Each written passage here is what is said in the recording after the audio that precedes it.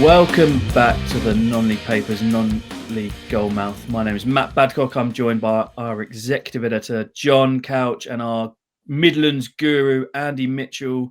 Chaps, how are we? Good, thank you. How are you? Guru. That's a bit about Arch and Couch as well, because you're in the Midlands as well, Couch, yourself. Sort of. I am, yeah. Two Midlands. That's what yeah, you we're need a Midlands guru. Yeah, I'm like an Englishman in New York, around these parts. And we'll soon nail the accent, mate. All right, Bob. Yeah, he's getting there. And have you got your Christmas tree up yet? Is that part of what you in that part of the Midlands where you put your Christmas tree up in November like Couchy? Yes, it's up. There you go. See, it's up. Fully decorated. I've been out weeks. I don't want to go too off piste here, boys, but so the missus, we've got a long thingy of lights. It's probably a bit too big for the tree, so she wrapped up about half of them last year, and they've all got entangled at the bottom. And I think she spent across 2 days. She spent around 5 hours untangling them. And even though I had nothing to do with it, you can imagine whose fault it was. Just seem like that. Familiar bloke problem there, I'm sure. So this will be my, I will see how I put the Christmas lights back in the box last year in December, because that's what normal people do, and we don't put our Christmas tree up in November. Well, I went to work Get in the spirit. What's the matter with you? God. I come down to the office on the 2nd of November to do my Saturday shift, get the non-league paper out. I returned home the following day, and the place looks like Santa's Grotto. Literally, just had Halloween. Well, but it's very festive. Gets you in the mood. It gets you in the mood. It's certainly temperature has certainly dropped. I was out at a game last night and full thermals, and that didn't help. So Christmas is careering towards us. Yes, but plenty of football before then. Andy, maybe we'll start with your game on Saturday, because you went to Solihull Moors, didn't you? And the Moors are on the march. They certainly are. Completely different side. I mean, much of the same personnel, although a couple of important signings, I think, have really pepped them up. But I don't watch them every week. But for me, probably the best performance since their double Wembley season. They were just bang at it from the very start. And Chris Millington effect, really, to be fair.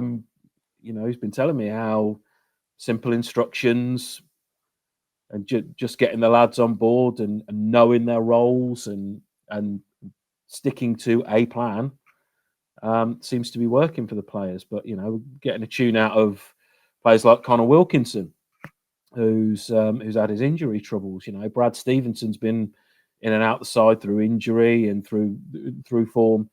He looks a different player. Jamie Osborne back to full fitness. Alex Whitmore will rock at the back. But then I look at players like Scott High, who's coming from Barnet, and he's made a real difference. He's zooming everywhere around midfield, and he just gives the whole side another 5%. Played with Matt Halifax, didn't he? Because the energy that's there, but they were just bang at it all over the pitch. And I mean, the game could have turned on a controversial red card 5 minutes before half time. And to be fair, Scunthorpe, they had a few players out as well, should be noted, and they laid siege early in the second half. But Moors again stood up to it, throwing bodies in the way.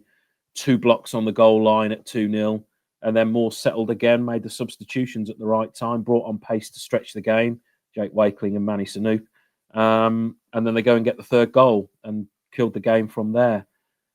But just a different feel about the place. There's a bit, Solihull can sometimes, when things aren't going well, it can feel a little bit flat there because it's a big ground and big open place, not if there are not many people there. But there's a bit of an atmosphere about the place, a bit of a buzz about the place, and just that feel-good factor starting to creep back in. And 6 points outside the playoffs. 6 points and 4 places outside the playoffs after the start they had already. I mean, it's four clean sheets in the last 5 as well. Yeah. And beating Scunthorpe 3-0. We were talking last week about how they're sort of flying. And Couch, you said it in the office on Saturday, didn't you? So actually, like, look through that squad. There's some really good players, and they brought Joe Sabara back on loan from Doncaster as well.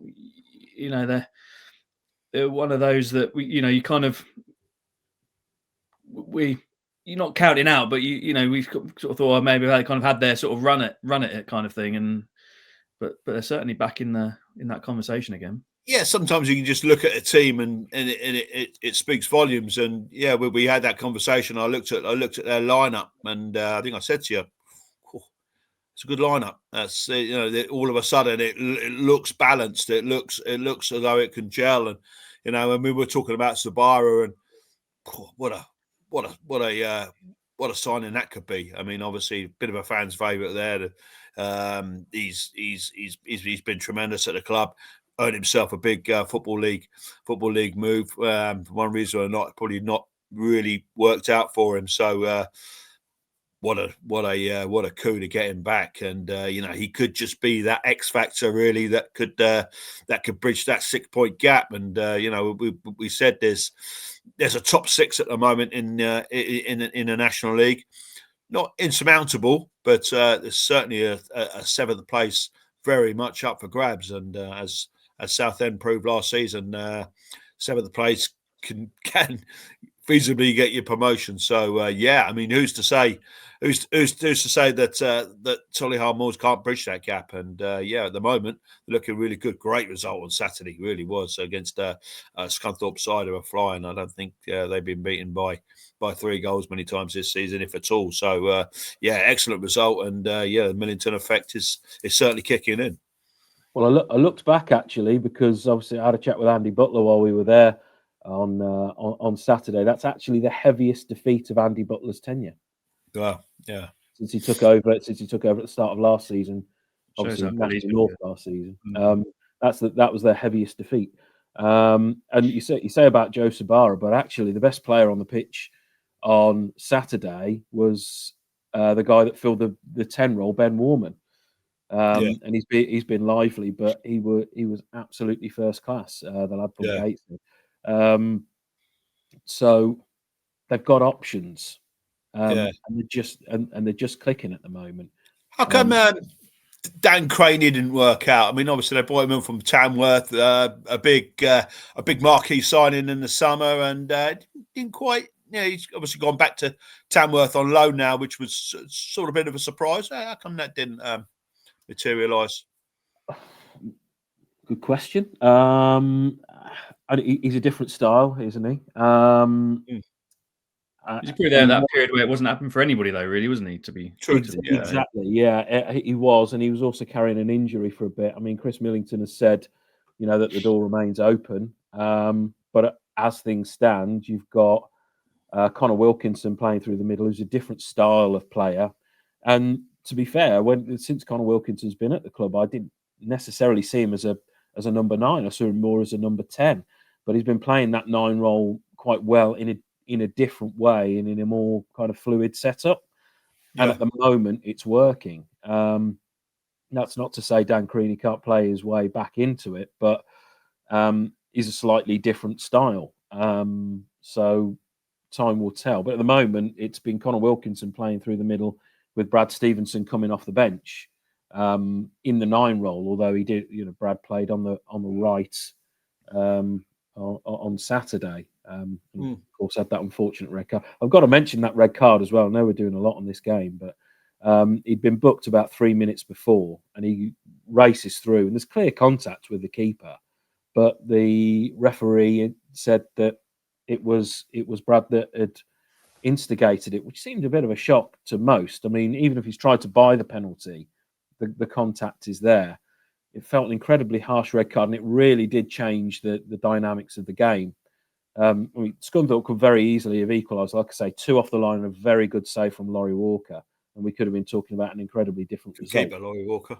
Yeah, he pulled off a really good save. James Clark as well, by the way, 3 important goal line clearances in as many matches as well. Now playing right back and not central midfield, square peg and a square hole, and all of a sudden we're seeing his best again.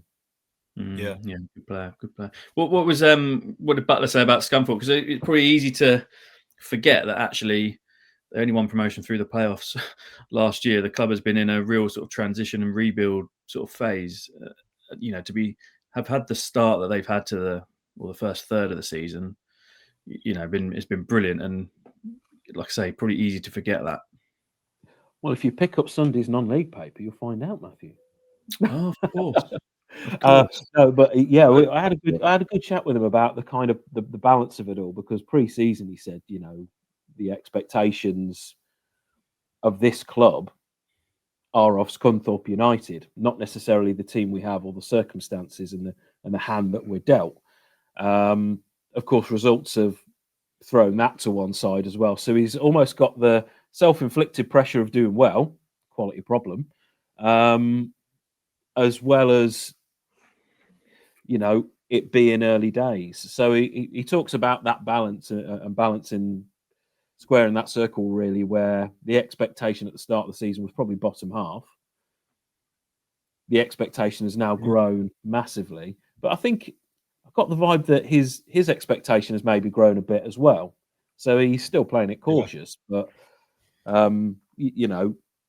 he's also got faith in what he's seeing, because obviously like I said, that was their first away defeat since April.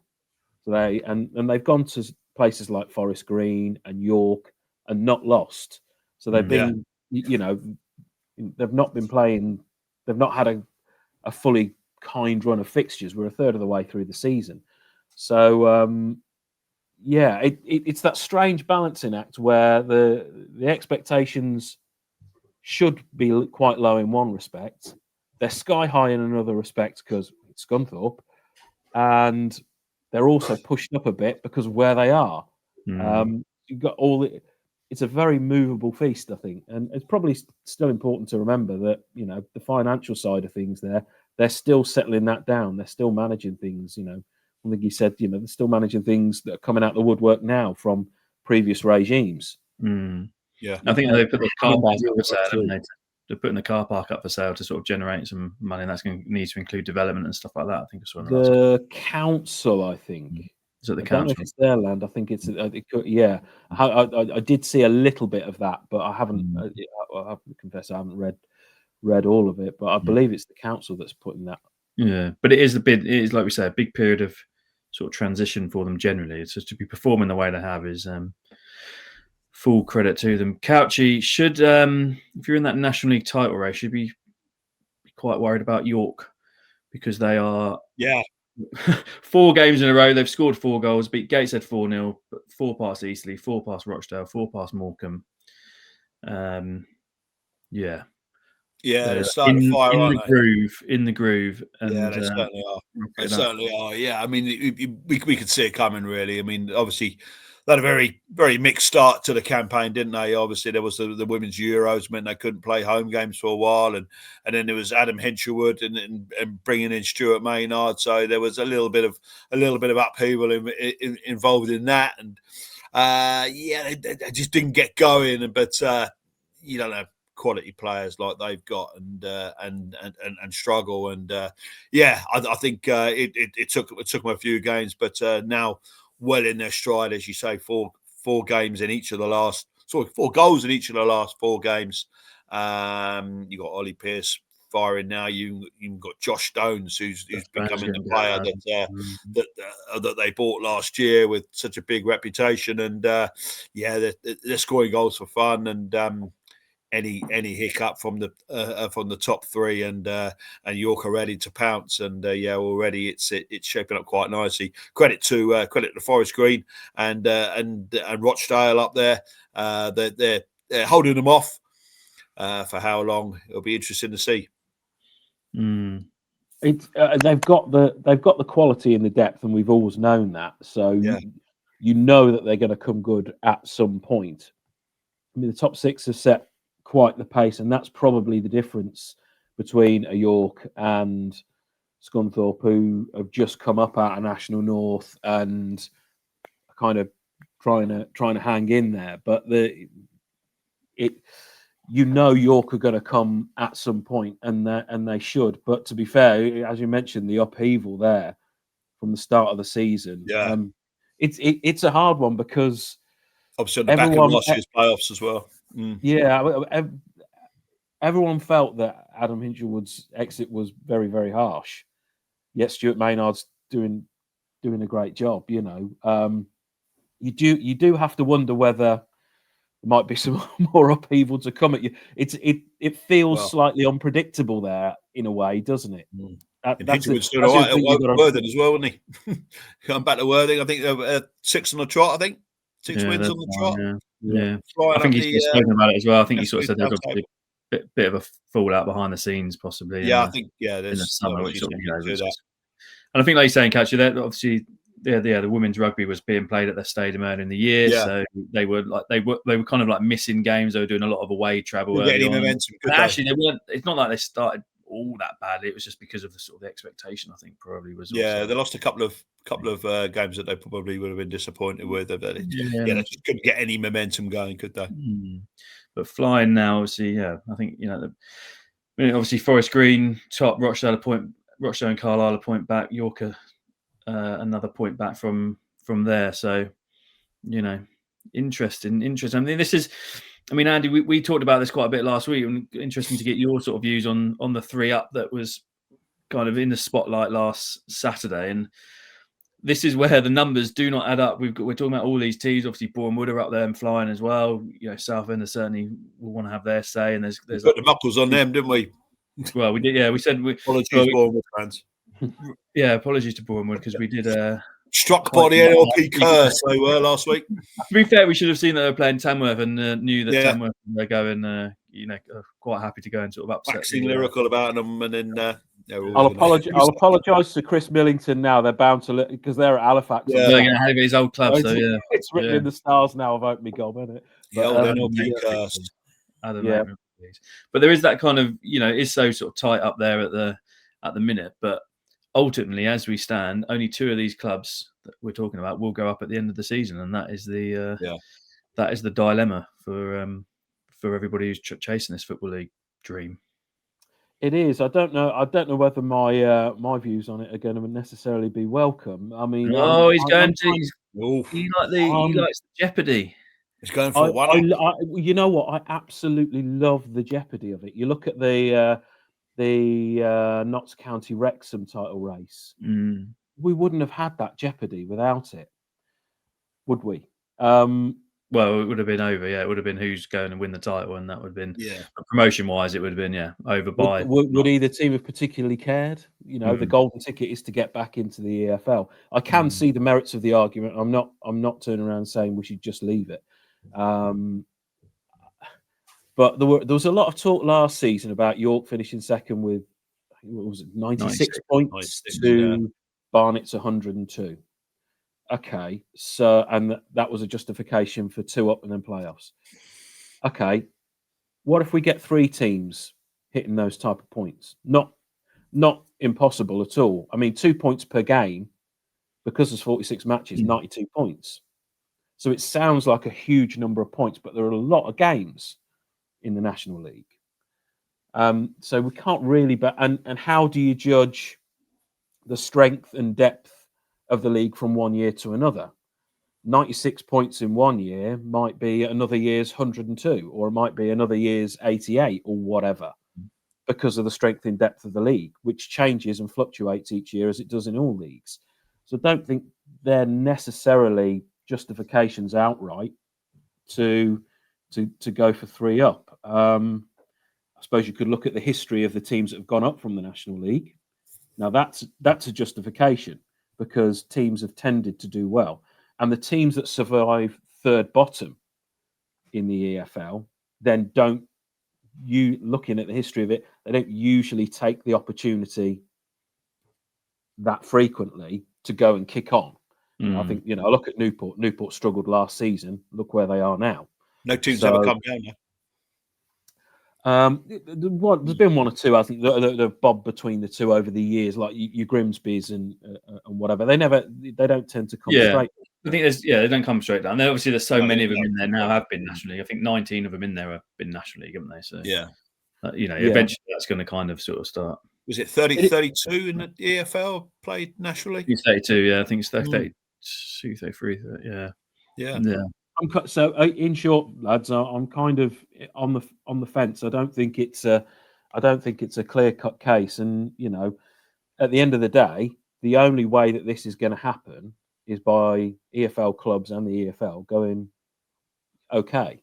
Yeah, and there are a few political things there, and sometimes the EFL's argument against it, or the argument of EFL clubs against it, just gets dismissed of, oh well, turkeys wouldn't vote for Christmas, would they?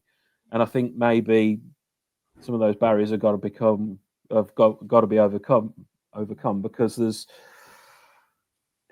at the end of the day, it becomes a bit political, doesn't it? It's only going to happen with will on both sides. Yeah, and those things have to be worked out. And it feels like we're closer than ever to it.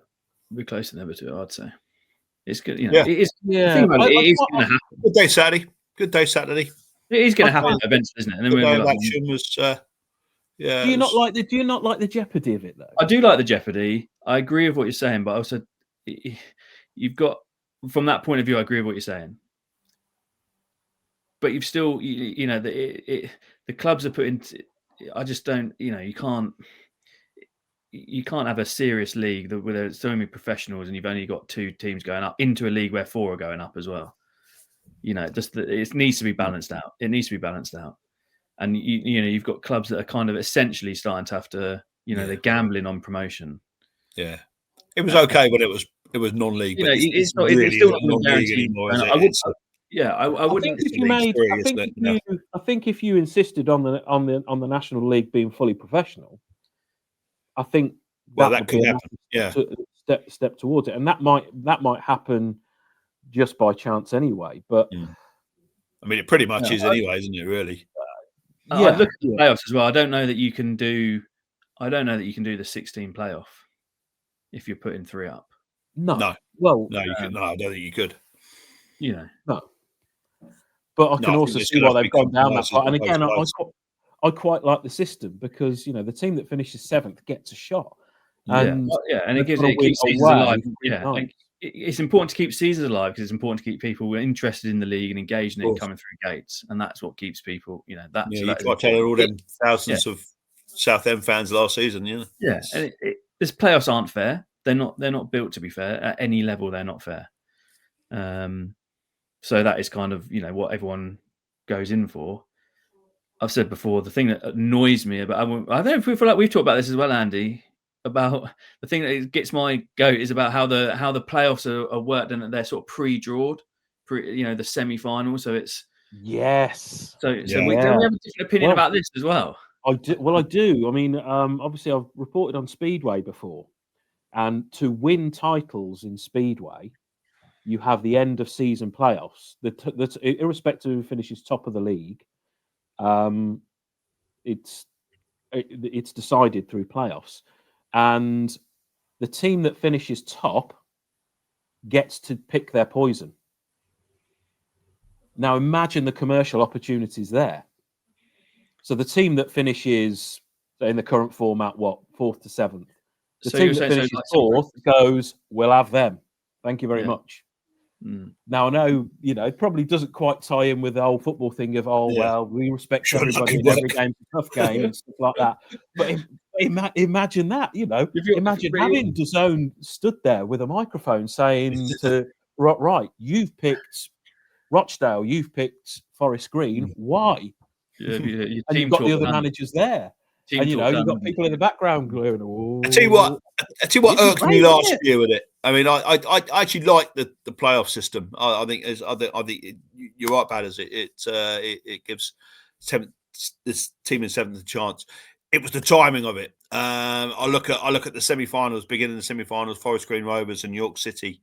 They had to wait 17 days to play, and that's not regulation game to the semi-final, and both of those teams looked very, very rusty. We were at that doesn't sit right with me. You and I were at that Forest Green Southend game, weren't we? And it took them a long time to get going, and Steve Cottrell spoke about it as well, and it impacted the whole game, the momentum of the whole match. Yeah, Southend were at it right from the start. They just won a few days earlier. They were on a high. Forest Green were rusty and had to.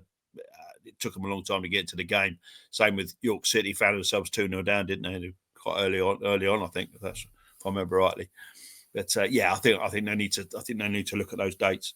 Yeah, well, that's fixed this year, isn't it? It's not the same this year, but that was a Wembley availability issue. So, would you say in that situation, say, right, well, don't do it at Wembley, because then the National League get hammered for that as well, though, don't they?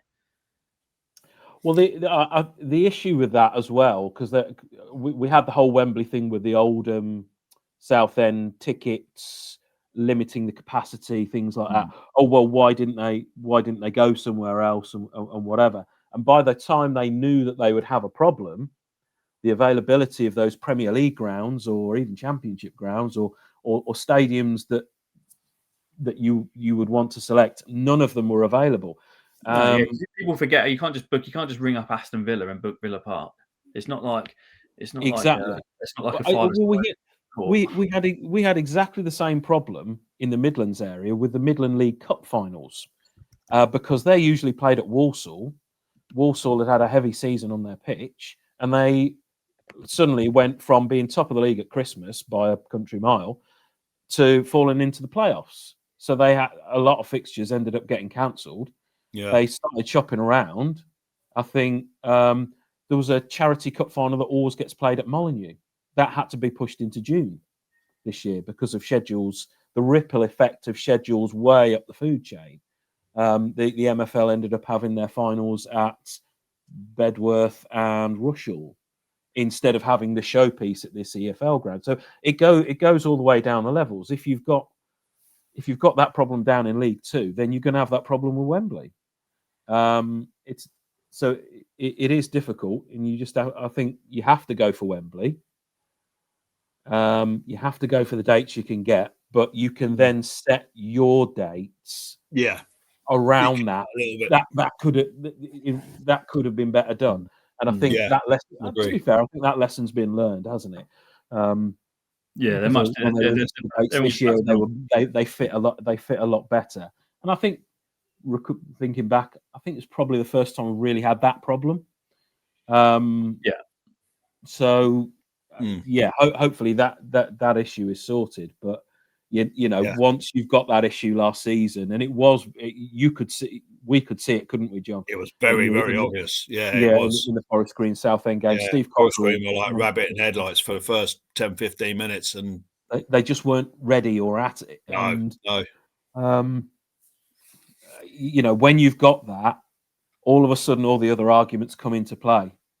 Oh, well, the playoffs aren't fair anyway. Well, why are we having the 7th place team in the playoffs? And everybody tags on those arguments to everything that follows. Everything becomes and feels unfair and unjust. I mean, if 3-up come in, would you think the National League would be willing to discuss the future of this? I think they've said they'd have to look at it. I don't think they don't want to sort of say about that now because it's too sort of presumptuous. If you start saying, right, well, this is what we'll do with our playoffs, it sort of sounds like you I think if there's got to be a compromise, then I think it's. I think you'd have to change it. I mean, whether you you can't go down to 8th. I just don't think you can go have 8th in the playoffs. It's too far down. But the thing that I find frustrating about the playoffs, and that was a case last year, is that really after the eliminators are through, the semi-finalists should then play the lowest rank depending on where they finish. So York should have actually played Southend. Yeah. Or pick the team that pick the team or York. Yeah. And again, great commercial opportunity within that, particularly with the broadcast deal. It would be interesting. Imagine getting all those managers, all those remaining managers. You might not do it for the eliminators. You might go 4th, 7th, 5th, 6th as we do now. And then when we get to the semi-finals, you have that show to pick it. You get the 2-4 where they'll be like, right, they think they're going to beat us, and it'll be so. But that happens in Speedway, and then it just generates this extra interest. It generates a whole new level of interest and a whole new level of intrigue. Well, you pick your poison. It's a completely different pressure. I can't see them going for it because No, I don't think the managers and the clubs will want the egg on their face, but make them do it. Forget it. Make them do it. In your next role as a National League commercial manager or whatever that would sort of remit would fall under, let's talk about the games on Saturday. Well, one game in particular, obviously, Aldershot Woking one of the lunchtime kickoffs, a huge derby. Yeah. Anyway, Woking have sort of like moved up the table a little bit recently. Obviously, Aldershot really struggling at the minute. John Coleman's come in, replaced Tommy Widdenston, who went to Eastbourne. Couch, you've covered a lot of these games, I'm sure, in your glory days on the Aldershot News and Mail. A game that doesn't need anything extra on it. You know, we've seen sort of the FA Trophy semi-final, which was a big one last year. Yeah. But this one's a huge one from both sides' point of view of, you know, needing those 3 points. Yeah, and I think that trophy semi-final, I think, will filter through into this game. Obviously, ended in controversial circumstances, and now they find themselves playing against each other away from a bank holiday situation, which is quite unusual. It's a regular Saturday in the calendar, and it comes at a time where both of them are really struggling. Aldershot in particular, I think they're six defeats on the spin now. They're third from bottom in the table. It's not a good time. They're ravaged with injuries, and they've got a real problem because John Coleman needs to get some kind of stability in there, but he's not being able to at the moment with the players he's got available. They're a very, very young squad, and Woking will go there and they fancy their chances. Obviously, they've got a big point to prove after what happened in the trophy last year. Woking are not that much better themselves. I mean, they're picking up the odd point here and there. They managed to get themselves away from the relegation zone. But yeah, I think this could be a real crunch game. A lot at stake. I think if I was going to sort of put a nickel on the line, I would go for a very tight and a very intense 1-1 draw. I think Woking will certainly take that. Aldershot, I think, will be a little bit frustrated with that, but at least they didn't lose. At least they've stopped the rot of defeats, and it gives John Coleman a little extra something to build on. But yeah, really big game at the EBB. It's a lunchtime kickoff. It's a good one for the DAZN cameras. If you got a DAZN subscription, certainly one not to miss. Bit of a shame that it's not on, like you say, a bank holiday. I think, you know, there's reasons for it that we don't sort of know about, but I'm sort of, you know, Christmas derbies, Boxing Day derbies, New Year's Day derbies, even Easter derbies are, you know, I think they're really important to our fixture schedule. I was just looking here, you know, I think Aldershot are at Sutton is it? On Boxing Day, and Woking are at Eastleigh. It's not quite the same. It's usually Eastleigh involved. Yeah.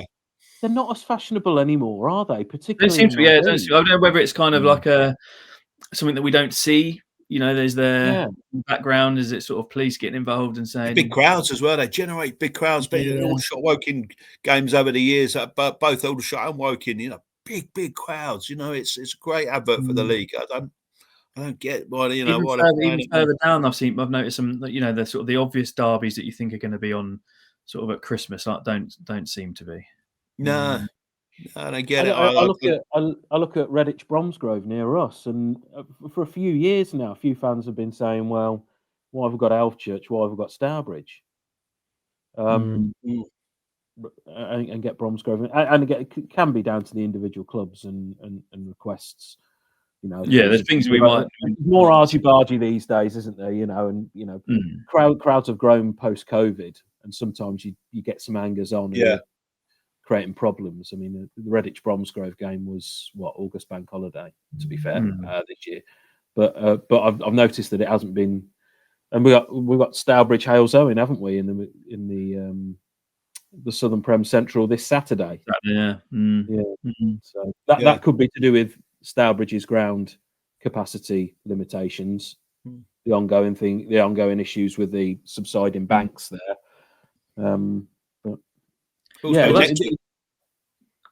I was just going to say, next week you've got a massive game at Step 4, Rugby Town and Rugby Borough. coming up against each other at next Saturday. Again, that would have been an absolute belting Boxing Day game, but no, they're going head to head. They both had sort of contrasting fortunes so far this year, but God, that'd be a crunch, wouldn't it, in the town? What a big game that is. Hopefully they get a big crowd for that. Bring back the Boxing Day derbies. I agree. Yeah. That's going to be an interesting one Saturday, though, Andy. That's going to be an interesting one Saturday. Halesone Stourbridge. Halesone going to Stourbridge. It will, yeah. Ross Penn's Halesone. No one's pulling away, maybe other than Harbour in that league. Stourbridge are going through a rough time at the minute. I don't think anyone's having it plain sailing or easy, and I think there's a lot of expectation at Halesone. They've taken some flack there at Halesone at times, maybe unfairly, to be fair.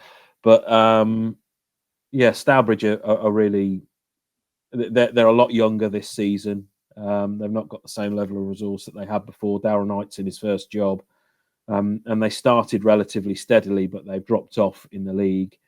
I watched them at Racing Club Warwick in the County Cup the other night. They played a strong side, but even their strongest side is quite young, and the rigours of Step 3 football sometimes can be difficult to overcome. So I think that might be quite a pressurised game, really, because Stourbridge, not that there's massive pressure on Darrell Knights, but just the pressure of needing the result to be getting themselves out of that bottom four and not starting to really fall away. And there's already a big gap there already, isn't there? It's 8 points gap already from before. Yeah, and they haven't won for a little while in the league.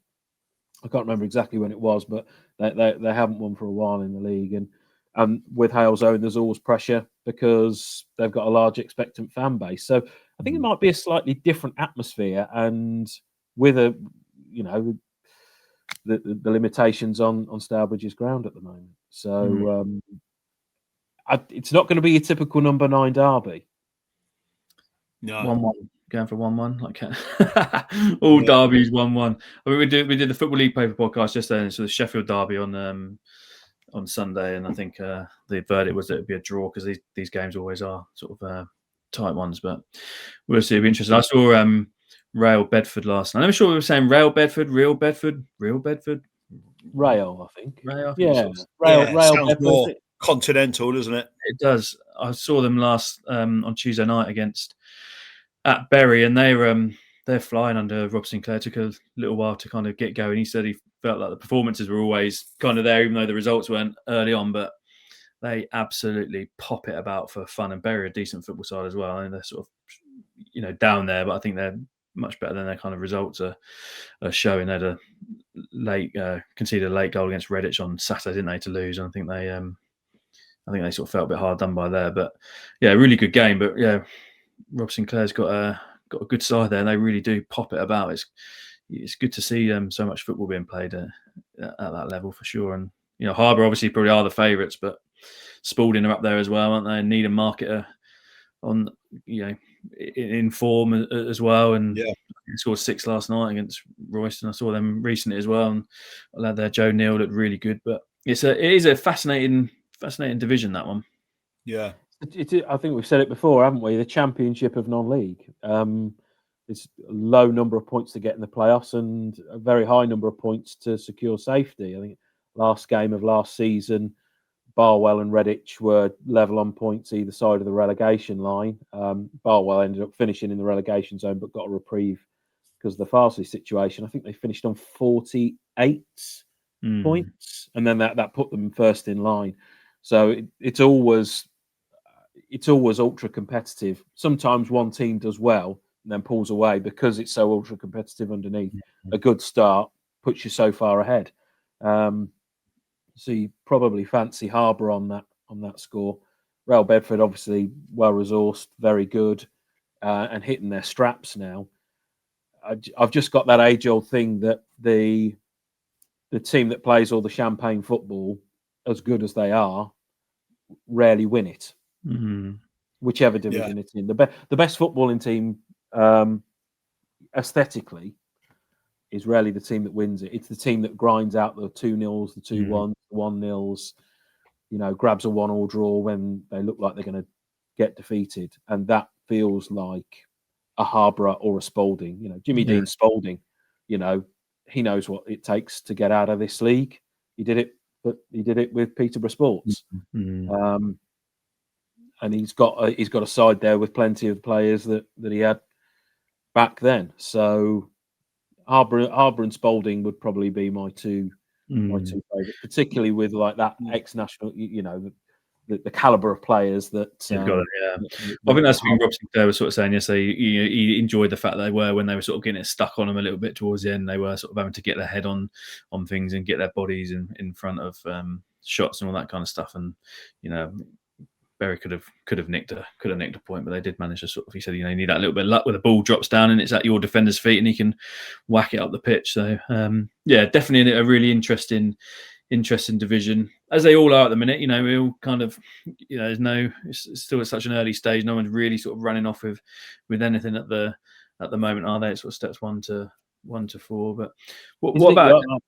Isn't it great in the National League though that there are 6 right in there? So tightly clustered together. Yeah, it's one might fall away, but again, coming back to that jeopardy point, just have 6 of them in there.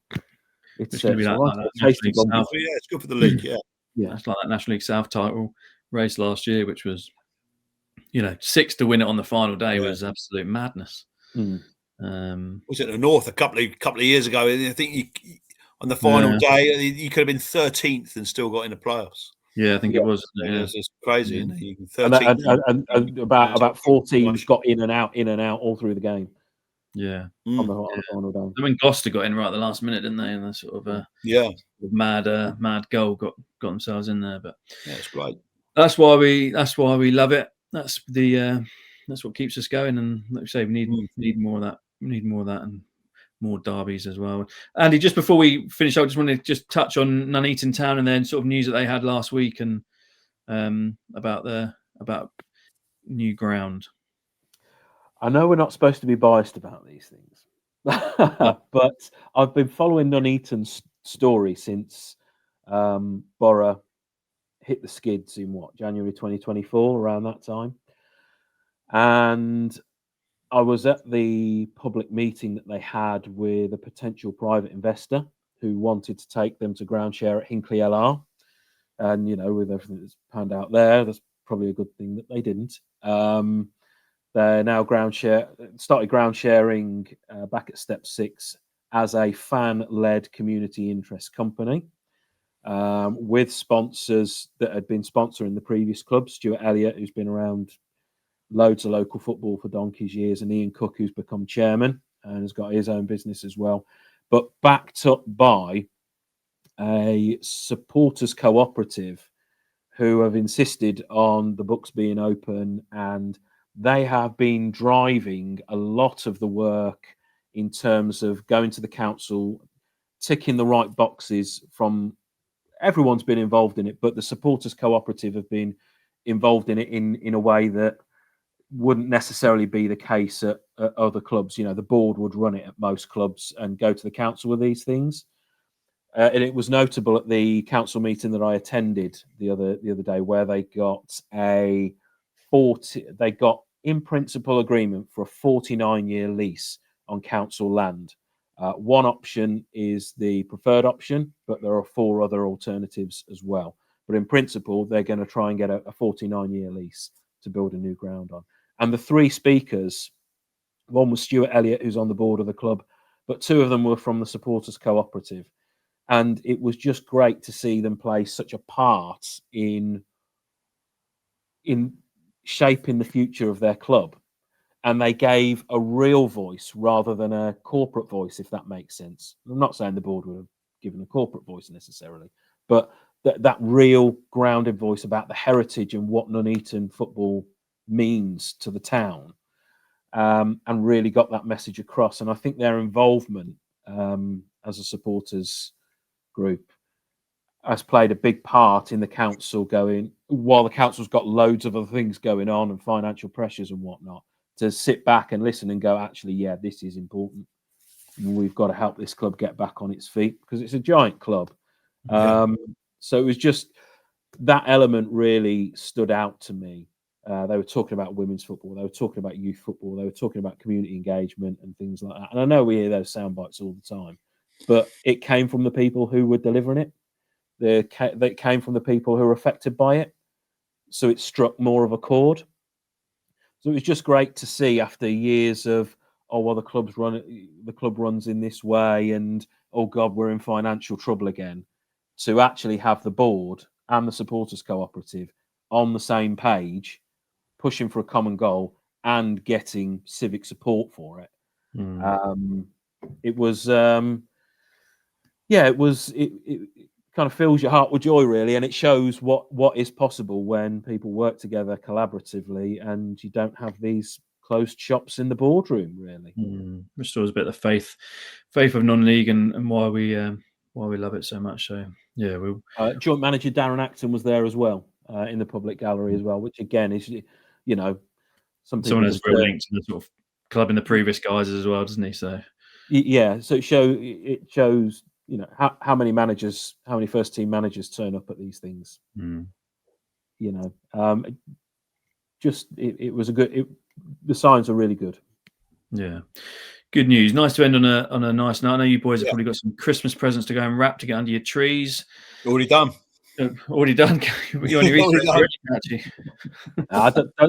Don't start mine till the 25th of December. 25th. Oh yeah. Go down the 24-hour garage. She's getting a pack of fruit pastels this year. Chocolate orange, anything that's left over. I like to leave mine until Christmas Eve. I like this sort of adrenaline rush of sort of wandering around a city centre in with sort nothing of on the shelves. Yeah, just pure panic. I don't know, something about it. It just sort of makes me feel alive. So that's it. That lost and broken feeling. Yeah, just like really, just sort of, you know, if you're not in despair on Christmas Eve, at looking like Couchy says, looking at empty shelves, then it's not Christmas as far as I'm concerned. It's the same on the 13th. Boxing Day derbies, breakdown in a shopping centre on Christmas Eve. That's what makes all about. Makes my Christmas. So. Chaps, we appreciate your time. Thank you very much. Thanks everyone for tuning in. Make sure you like and subscribe to this YouTube channel. Also, make sure you pick up Sunday's paper, which you can subscribe to as well. Get down the shop and see all the sort of action from the weekend. Obviously, we've got the FA Trophy draw at the start of the week, so reflecting on that. All the big derbies that we've got going on this weekend and plenty of other things happening. So pick up Sunday's paper. Chaps, much appreciated, and we'll catch you again soon. All the best.